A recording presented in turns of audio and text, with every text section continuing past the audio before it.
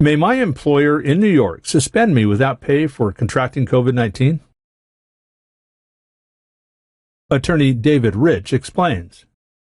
Your employer in New York may lawfully suspend you for contracting COVID-19, but your employer will likely need to pay you for at least a portion of the time that you are out of work.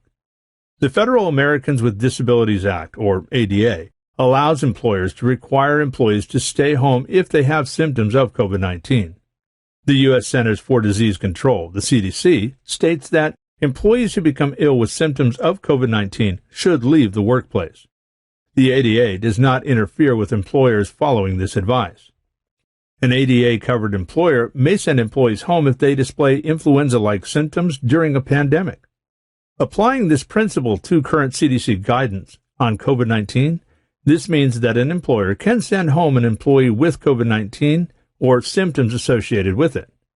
Similarly, an employer may delay the start date of an applicant who has COVID-19 or symptoms associated with it. According to current CDC guidance, an individual with COVID-19 or symptoms associated with it should not be in the workplace. Employers should also keep in mind that, under the New York Civil Human Rights Law, policies that categorically exclude individuals on account of disability without an individualized assessment are unlawful.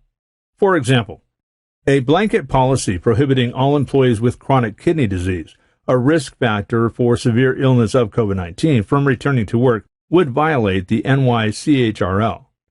Let's turn to the issue of, should your employer in New York suspend you for contracting COVID-19, your employer must pay you during your suspension. Your rights to paid sick leave when you contract COVID-19 arise under 3 different statutes: the New York State Paid Sick Leave Law, the New York City Earned Safe and Sick Time Act, and the New York State COVID-19 Paid Sick Leave Law. Contact the law offices of David S. Rich, LLC, and schedule a consultation today. David Rich is a top employment lawyer and business litigator.